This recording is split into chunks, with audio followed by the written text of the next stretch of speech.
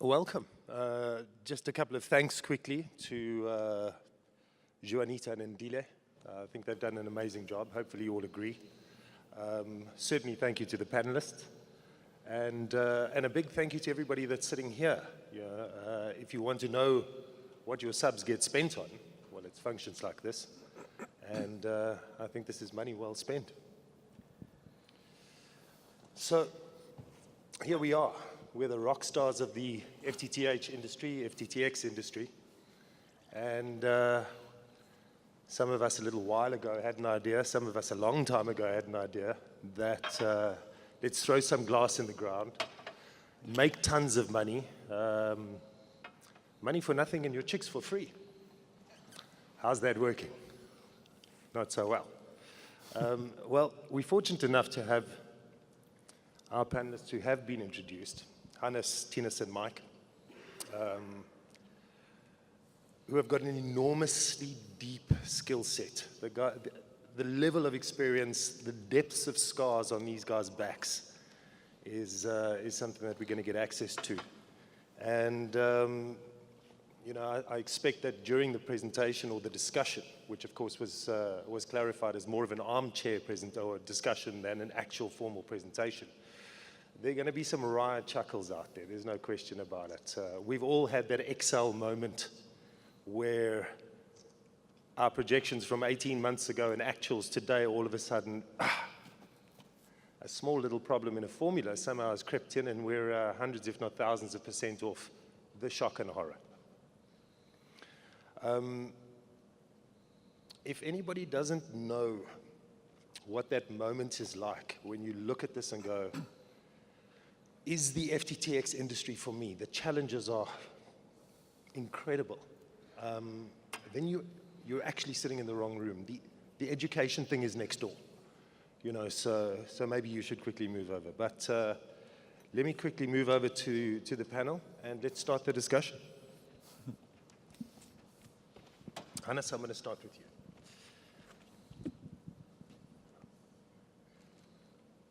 There was a fair amount of communication between the panelists and myself, and some very, very interesting questions came up. And I think probably the first thing to understand is that we're not really building laser light shows. We're building next generation utilities. How this model will unfold, what the pricing will look like, what the evolution of that is going to look like. Hannes? Yeah. So thank you, everybody. And if you look at us, I'm the one with a gray beard, but I'm the green one in the industry. Lightstruck is just about a year old. And I think, of course, Liquid and DFA is a bit older than that. But thank you for the opportunity and also the theme today. Yeah, so maybe I must begin at something that shocked me or that impressed me a lot that I saw a while ago in China. I had the privilege to see the 400 gigabit per second network in Shenzhen. And if I'm correct, I think the number is wrong because it blows my mind. There's about 400 million cameras, 4 million cameras just on their security network. And if you see the efficiency, how they can manage crime, where they can solve most crime in the first hour after an incident just because they've covered everything. And you look from the lens back into the network and then to the cloud where it's all managed. I've learned just in the last 7 years and in Fibre and then in the last year in Lightstruck that it's really important to put a good design discipline into the network so that you can just do actually more than broadband. It's more than broadband, it's actually more than a utility. It's this whole IoT world that we're going into. So I think in the future we know we'll see the smart metering. It's soon to happen, integrated, and the rest will follow, your Zigbee appliances and so forth. We'll have an IoT session, of course, a bit later. Yeah, so for me, just to summarize, it's really to say the utility view on Fibre implies that you've got discipline on how you build, structure, manage your physical asset. Fantastic, thank you. Now we've got an idea on how we want to deploy, but we're probably going to need a little bit of money to do this. And I think all of us have been surprised in our projections about how quickly a finance black hole can creep up on us. Thinus, I think certainly you're one of the most qualified to speak about how much glass you can throw in the ground and how much it's going to cost you. Just giving us an idea of capital cost, there was some debt restructuring on your side, and then institutional funding, which was something that, in fact, just on those 2 points in the meantime, please. Do you say qualified because we've got the most debt? Not what I was thinking about at all. So, TFA was incorporated in 2007, so we were raising our first debt right in the middle of the financial crisis. And I see some of the bankers are here today. So we started off with a project management debt structure, which was probably the right tool at that stage to utilize. And I'm sure some of the smaller players out there is also in that phase now. If I'm looking back now, it limited us in a way, because we could only build certain routes for certain customers that were investment grade. You had access to, you had facilities available, but it was difficult to access the facilities at that stage. It also taught us a lot of good discipline, which is still applying in the business, and we still utilize those covenants today to manage the business. We eventually moved to a more corporate debt structure with a lot of institutional funders behind us, which makes it a lot more flexible. It is a very capital-intensive industry. You need to spend money first and you wait a number of years to get it back. But we've decided to stick to our guns and build quality networks. We obviously could have done it a bit cheaper, but we decided to build for the future. We want to build this network future-proof. And I think for the last 10 years, our uptime was 4 nines consistently. Obviously, we look at new technology to make the installation more cost-effective. I think the closer you get to the end user, you can adopt your technology to maybe more cost-effective ways. And we look at aerial and various ways of deployments to reduce the capital cost. Thank you very much. Thinus, just a quick thing from you, and Mike, I'll touch with you in a second, is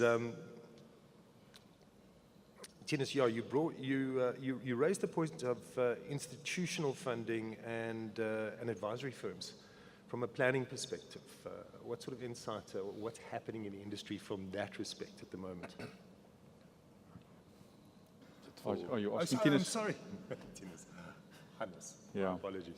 Yeah, so when we started to raise capital, my view into how you raise capital for a dark type of deployment was to, of course, get as little as equity and as much as possible debt on good terms into the, and how do you do that?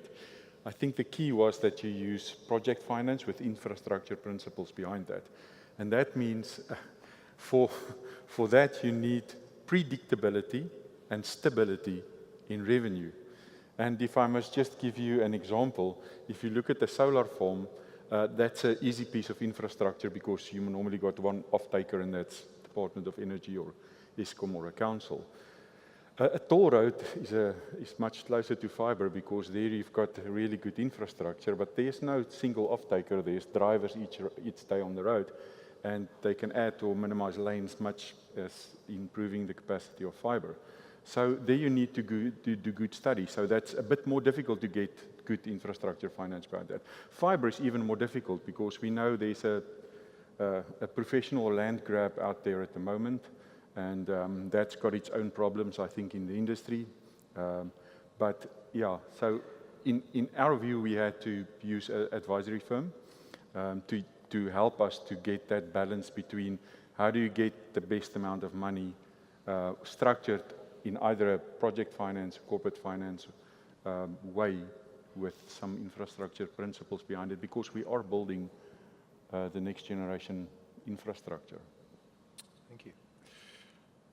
So we've got an idea, we've got some shekels in our pocket, we want to throw some glass in the ground, but somebody's going to have to let us.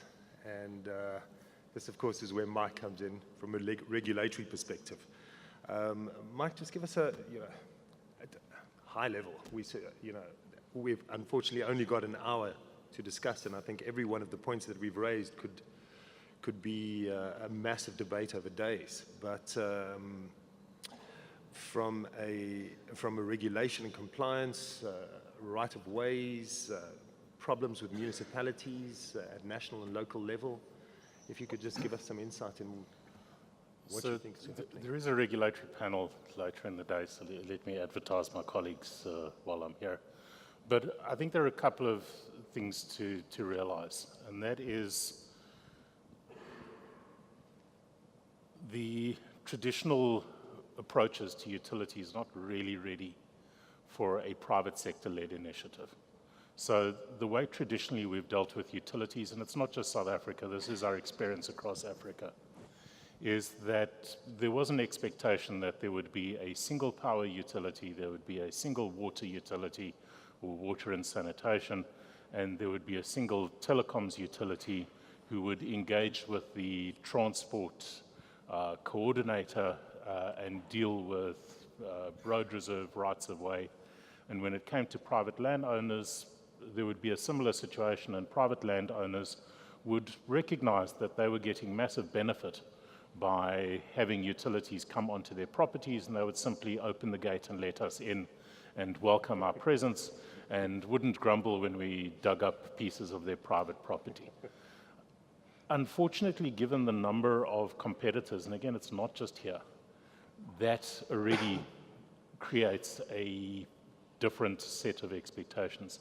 The second thing is that the lack of entitlement to access rights in terms of the mobile operators under the previous legislation meant that they were paying for access. So there's become an expectation, particularly in the private sector, but increasingly in the public sector, that there needs to be a significant premium paid for the right to access. Now, that may make some degree of sense when you're talking about a base station which occupies 100 square meters of productive land. But if you're talking about buried fiber, the deprivation being suffered by public and private is minimal. Even if you're talking about aerial deployments, and we saw some interesting aerial deployments in the previous presentation over existing or new infrastructure, again, the deprivation is really minimal. And in some cases, I question whether it's even provable. So the question is, why is there now this expectation of payment of not just a single charge for installation, for supervision, for quality assurance, not just to ensure the integrity of the road reserve and any infrastructure if there are road cuttings or drillings, but a real attempt to extract rent. And I think it may have something to do with the fact that telcos have been particularly successful up until now, and we're seen as cash cows to be milked. But part of it, I think, is just a misunderstanding that we're actually a utility. And the fact that we happen to be a private utility, not a public utility, doesn't detract from the fact that we are a utility and that we deserve the same respect, not just from private landowners, but from other utilities. And we have this all the time, where we apply for way leaves from a local authority. And suddenly we then have a new set of requirements. So I need to go to Thinus and say, we understand you have a way leave, this is where we're building, how do we cooperate to make sure we don't hit services? And we work together. And where we hit services, we try and get that sorted out in an amicable basis. But yet when you go to water and sanitation, suddenly you have to go begging. It's no longer the situation that we have of equals having a conversation and treating each other with respect. Suddenly we become a supplicant, begging for access, which we're entitled to by virtue of legislation. And again, it's not just in South Africa, but because of our competitive landscape, it has a lot of benefits, but the downside is that people are also incredibly tired of having their pavements dug up over and over and over again. And that partly is our lack of planning and our insensitivity to citizens' landowners, public or private, in terms of us trying to coordinate and ensure that we're more effective and efficient. The depth of the knowledge. Sure, thank you. Another interesting point on the back of that, while everybody knows that there is a massive land grab, and I think people are starting to sort of realize that the size of this pie is actually quite a lot larger than was originally thought, envisaged, or planned. But there's a distinct lack of cooperation between, the very large networks, the mega networks, and potentially the newcomers across the industry. One of the points that has come up, and certainly is quite a bone of contention, is duct sharing and trenching together. The cost of infrastructure is I wouldn't necessarily say spiraling out of control, but it's a significant issue. And with a little bit of cooperation between the big players, this could come to an end. Thinus, what are you thinking? I mean, how could we initiate something like this? Should we initiate something like this? Yeah, definitely. 70% of your cost goes into the civil build, so the actual trains. So we must work together. I don't think we have any option. We must work close together. DFA being open access, we try to accommodate everybody, but it takes time to go through the process for the various parties to get their approvals in place.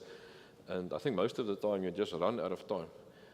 But I think you can swap. Most fiber installers do build future-proof networks, so they do have spare capacity. We do a lot of swap agreements. We do a lot of bilateral lease agreements. But there's only a number of players in the market that wants to come to the party. And I think also for now, with a massive land grab going on, some of the smaller players out there try to protect their territory by not allowing train sharing to happen or swap agreements to be in place. I don't think it's sustainable, definitely not. The top lines are coming down all the time, so you must contain your capital input cost. Otherwise, your returns is going to be lower and your payback period is going to be a lot longer, and the shareholders might not be that patient to wait that long. So, can I add there? Yeah, thanks, Thinus. I think we that try to build from a service location back to a network is probably a bit different than your core, than to build out from the core. And that is, I think, a bit different for us. I think in principle we would like to be open and have been invited to share. But there's normally a clash in business models. I mean, if it's a last mile suburb and you deploy fiber to the home network there, it's difficult to accommodate two networks and share that. I think that's one clash. We all know that it's about 60% or more uptake that gets you to the survival point. So that's the difficult thing. And also, of course, the sharing in programs to make sure, that the release of cash and contractors and permits and so forth is aligned at the same time.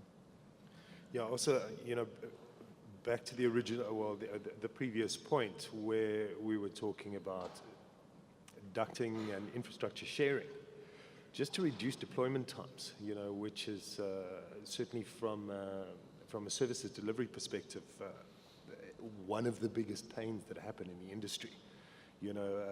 Certainly from our business perspective, getting myriad calls from clients who would sign a contract on a Monday and call us on a Thursday wanting to know why they're not live.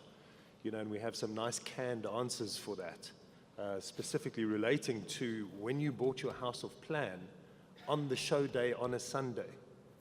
Did you arrive on the Wednesday with your mattress and your fridge? Probably not.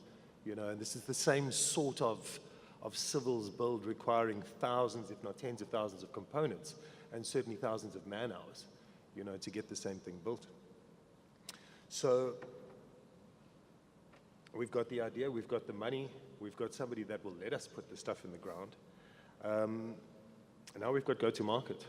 And Thinus, you mentioned in your first comment how the network would sort of extend and then almost have to retract and then extend and pull back from a client density perspective, if you could just take us through the go-to-market strategies, natural monopolies, correlation of market forces.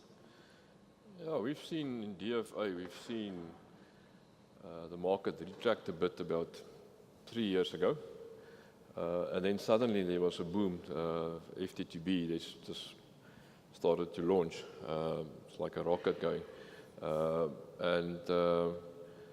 Now it's to build the last miles. And like I said, initially with our funding model, we could not build the last mile into the property when we were building the backhaul because of constraints in the funding. Now we must go back and redo that work. Not redo, but just do the breakouts now and build to the end user. But that market is booming at the moment, the same as FTTH. We, at the moment, can't stay ahead. And we need to adopt our models all the time, our product sets. That's also currently very dynamic at the moment. Customers want almost new products on a quarterly basis to accommodate the end user demand. And that is something we did not foresee. We were selling dark fiber for the first 7 years of our existence. And now we need to change our go-to-market models all the time to meet the requirements of the end users. And I think that's the dynamic of our industry, and that will not stop. We've got committees that approve these new pricing models, and those meetings are held now very soon after each other. And I think that's going to continue to happen. Mike, you guys have recently concluded some fairly significant acquisitions. And go-to-market strategies on that? Well, I think Thinus has touched on the fact that historical incumbency created a massive opportunity. And all of us moved into a space that was left open by an unwillingness by an incumbent to actually open up. You know, I see a colleague who was involved in the local loop unbundling, which never happened. And if it had been done correctly, then all of the FTTH developments that we have and Vumatel's Parkhurst initiative may never have happened. So maybe we should thank the stubbornness and intransigence, because it's actually created opportunities to throw out the copper and actually move forward with some interesting projects. But we moved into a space, and the reality is that we're all trying to achieve scale in a space which is very significantly dominated by one operator that has massive amounts of historical infrastructure, and really massive.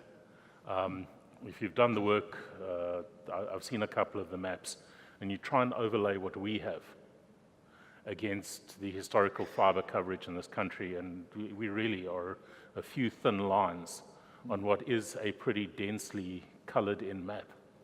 But the reality is we're all moving ahead because that very densely colored in map is not actually getting services that people need or want at the right scale. And so our primary focus is actually understanding what our customers want, both wholesale as well as the enterprise, the end user side. And this is a strategy that we've adopted across our operations, whether it's our more recent acquisition in Tanzania or the one before that in South Africa. It's always been with the recognition that as a second, third, fourth, 10th entrant in a market, you're not necessarily going to be able to break that incumbency. So becoming a trusted wholesale provider is incredibly important. And I think that DFA has done that particularly well. We're trying to do that as well. There's some others that have done it to varying degrees of success. I think Hannes touched on the question around, especially if you're starting to talk about passive networks in a suburb type FTTH deployment, then maybe the standard open access rules are slightly different, or it's a different type of open access. But the critical thing is you've got to get people what they want. And some of that is reliability, the ability to control their own destiny, and pricing that allows them to actually do what they're trying to achieve. And this is an issue we've had trying to connect some of our customers where we don't have our own fiber, and we're relying on off-net providers. And if I've got to deliver quality of service, I can't buy a layer 3 service from you because I then can't control the quality of service through. Don't expect me to connect at your POP. I want to be able to connect in a meet-me room at the entrance to the estate, the business park, wherever it may be, or in the manhole outside. But I can't hand over my customer. And there's been a significant change in approach, in attitude. I'm really impressed with where the new telecom is going. We're starting to see some really significant changes, and I'm worried they're going to start eating our lunch, because up until now we've had it easy because we actually met customer requirements, wholesale and retail. They're starting to actually catch up. I'm glad they are, but we've occupied space in the meantime, and we've got to make sure we remain relevant as that continues to unfold. Hannes, comment? I've got nothing to add, thanks. Nothing to add. Okay. It was quite interesting because we'd discussed and, well, in fact, I think on Monday we teleconned and, of course, got together a little bit earlier. And the conversation was very natural, very organic, and almost had to rein these guys in. But I think it's quite a different environment being on the stage under the scrutiny of the industry rock stars. You know, there is also such depth and knowledge. Thinus, anything to add? I think, just to add what Mike said, I think you need to look at your internal processes also and your interaction with your customer to have almost a seamless, zero-touch, reliable, flexible approach to meet the customer's demand in terms of almost from a procure-to-pay process and service assurance. That's currently what the customer demands, and we all need to change our internal processes and systems to meet that requirement, as little as much as human intervention in that process. And we discussed it also, it's maybe not a topic for today, but we'll have to open our networks up at some stage.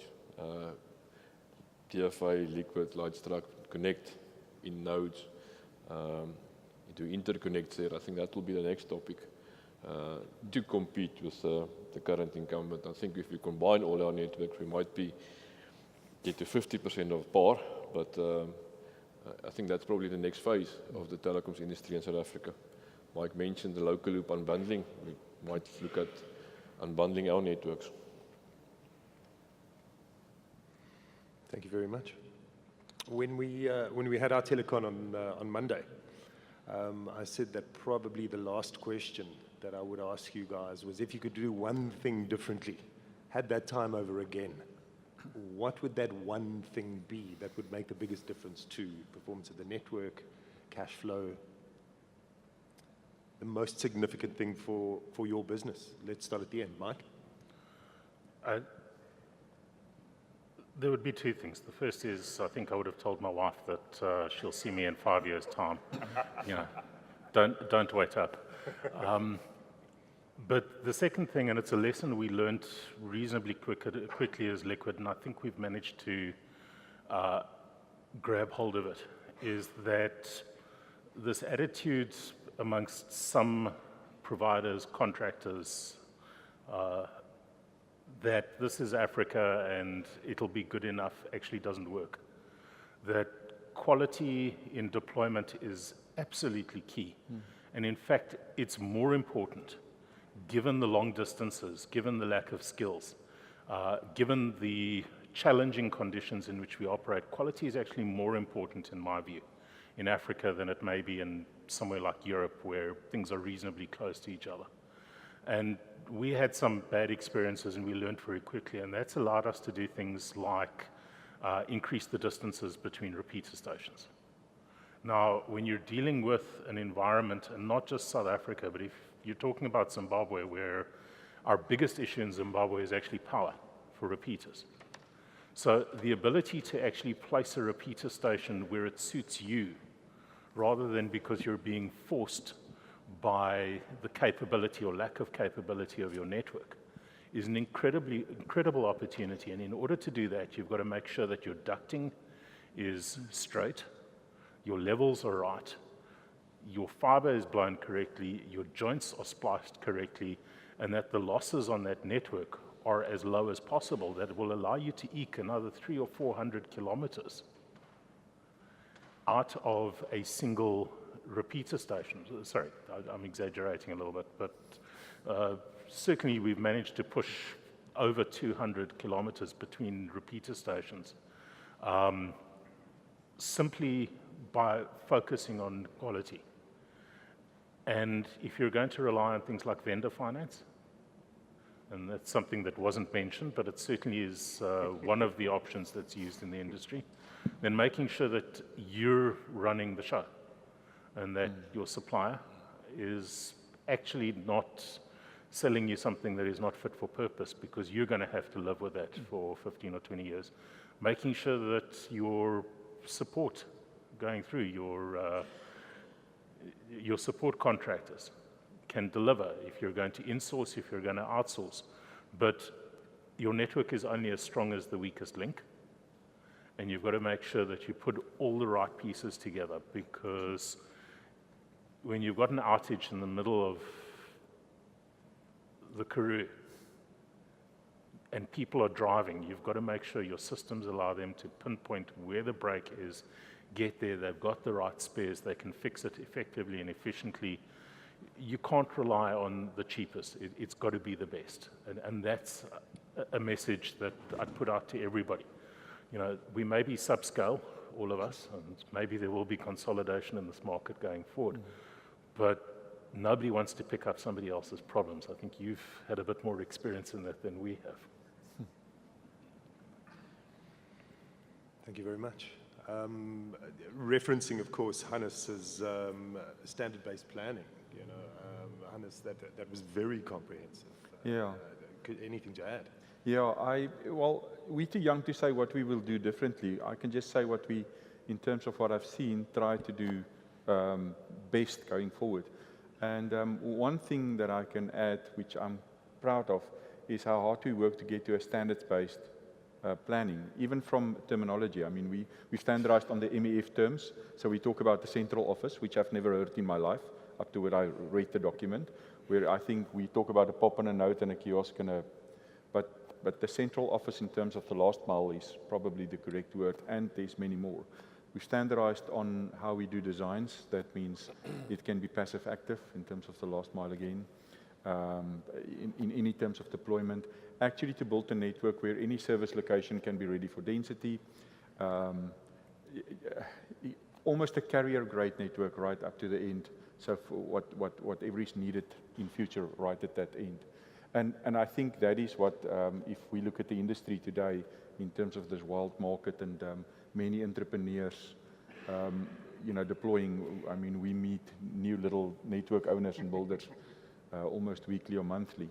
In that sense, I think we can do our industry and the consolidation that will start a huge favor if we as an industry with, you know, with over-organizing or not organizing that at all, have just that discipline of a standards-based view on this infrastructure. Thank you very much. You know, certainly with this many heads in a room and in an environment where we're all discussing the same thing and all driving towards the same point, Hannes raises an interesting point from a terminology perspective. I've certainly, you know, in past lives and past companies, have sort of talked at cross purposes with somebody using different terminology, but certainly intending exactly the same thing. And, you know, it's only after a couple of minutes of discussion, I'm talking about this, what are you talking about? And the adoption of standard international terminology, that with complete understanding, there can be no misunderstanding from a terminology perspective. I think that's a very smart idea. Thinus, on to you. Yeah, I think I mentioned the funding. I think we focus on quality build, and the only way we can measure that is on our uptime. At the moment, our big focus is customer experience. As Mike mentioned, competition is going to be stiff out there. So we've always invested in our staff on the technical skills. Now we must invest on life skills. So your staff out there used to build to base stations. Now they build to people's offices, they build to people's homes. So they must be change agents out there. They must make decisions, make calls on the spot. So they must be reliable, on time. They must be flexible. Responsiveness is very good. It's crucial in the process. So we are focusing on improving the life skills of our staff to really improve the customer experience side of things. We've got more field technicians out there, well, 4 times more field technicians out there than people sitting in the back offices. And I think that's probably for us, we see that as one of the big wins in the next year or two. That's important to focus on. Thank you. An interesting point, because effectively, all of a sudden, it's not a guy who's out drilling a hole in a wall, but this is a guy who's sitting in your lounge, sitting on your couch, and absolutely has to be a brand ambassador, making the entire customer experience effective. He needs to present an air of competence, and when he leaves, not only has the client got a fantastic new service, which they've been waiting for all their lives, for all intents and purposes, but still a very sweet taste in their mouth because the experience itself was so pleasant. Well, the one way to do that is to start changing this demographic. And it's happening very slowly in this industry because you're seeing 4 middle-aged white men over here talking. 3. And unfortunately, a lot of our technical staff tends to work in a very similar demographic. And unless we actually start seeing some of that change, so I'm liking what I'm hearing, unless we see some of that change coming through, we're not going to be able to move forward as an industry. Nicely put, nicely put. Guys, we weren't sure whether we're going to open to questions to the floor, but I think, unless anybody has anything to add, I think that time has come. Nods of heads. Any questions from the floor? It has to be somebody who wants to know something. Could we get a mic to that gent over there, please? Thank you. Everybody else has built perfect networks and is making lots of money. Yes, it's working. If we look at the duplicated infrastructure, in some cases 3, 4, 5, 6 duplicated infrastructure on the same pavement everywhere, and we're looking at sharing of infrastructure and the maintenance of that infrastructure. So once we start looking at a link, let's say from a customer to a central office, there might be 3, 4 maintenance teams involved. How are we going to overcome that problem? Who would you like to address the question to, or should we just throw it to the team? Anybody with anything that jumps to mind? I think they're more qualified to answer. Perfect. I think, yeah, there must be better cooperation between the fiber implementers out there, and I think it's improving definitely. DFA has done a lot of networks, swaps, bilateral leases with Liquid, with Newtel, Vodacom, MTN. I think price pressure eventually will force us in that direction, that you can't duplicate infrastructure. If you've got a piece of property with 7 banks in, it means that your capital cost is 7 times too high. And then obviously the maintenance after that also. In cases where we do bilateral leases or swap agreements, the owner of the trench do the actual maintenance. So if DFA swapped with Liquid and it's Liquid's trench, Liquid will do the maintenance on that trench. We will do the maintenance on the fiber if it's required. So I think we're moving in that direction, maybe too slow, but there's definitely better cooperation between the fiber implementers at the moment than it was in the past. Thank you, Thinus. But I Mike, think it, but yeah, I I was think it just going to touches- refer to you because you've got something very interesting to add, which I think has got real legs. I don't know if I've got that much interesting to add, but I think the critical thing here is we're talking about a situation where existing infrastructure is not necessarily capable and really set up for the sort of competitive environment in which we're operating. And the facilities leasing regulations have largely been ignored.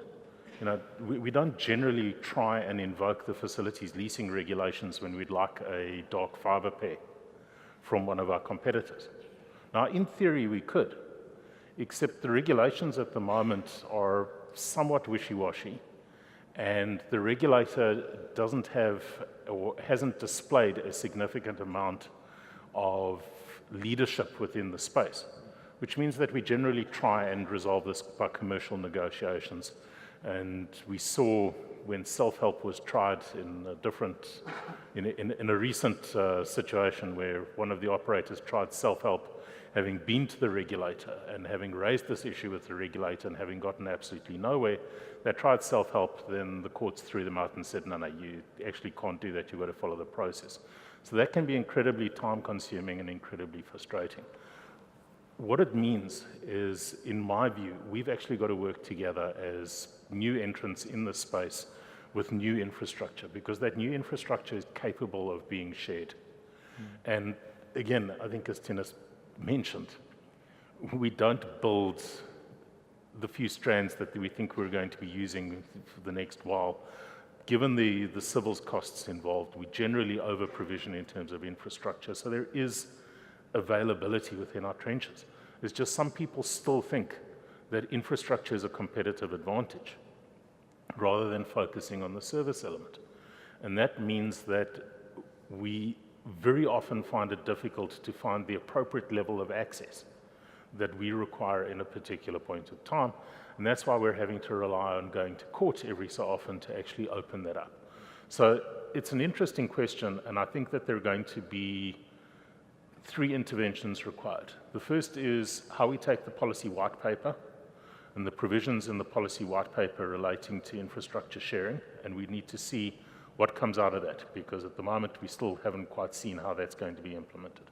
The second thing is to work with the regulator to try and strengthen the existing facilities leasing regulations.